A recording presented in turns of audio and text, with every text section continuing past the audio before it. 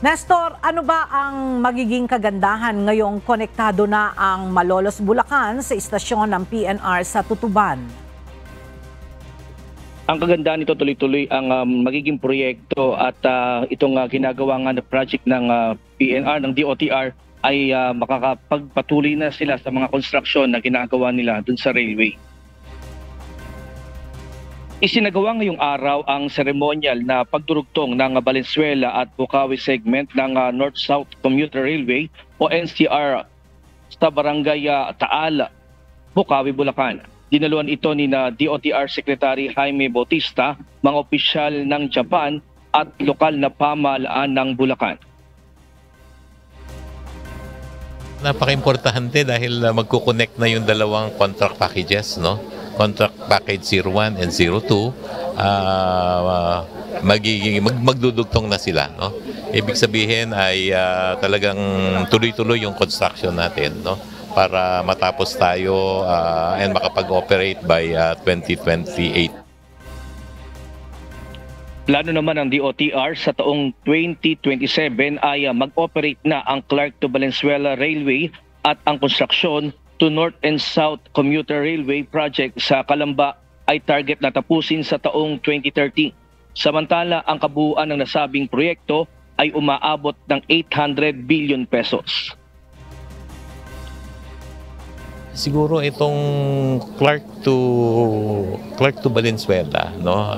We are expecting na mag-operate tayo by end of 2027 or early 2028, no?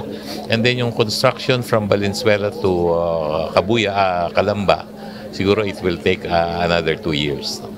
Itong buong project na to from Calamba to Clark ay almost 800 billion pesos, more than 800 billion.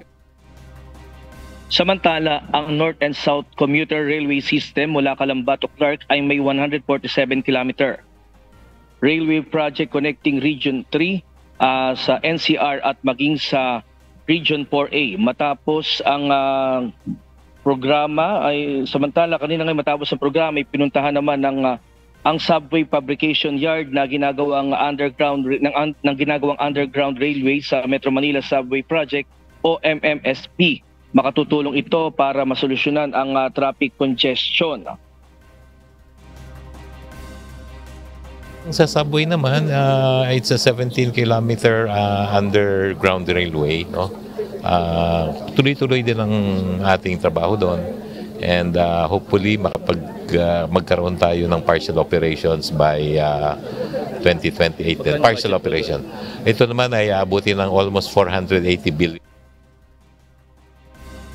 Ella, dito nga tayo sa Subway Fabrication Yard dito sa facility dito sa Baliwag, Bulacan, kung saan nga ay dito nga ginagawa yung iba't ibang mga tunnel at magagamit doon sa underground subway sa Metro Manila.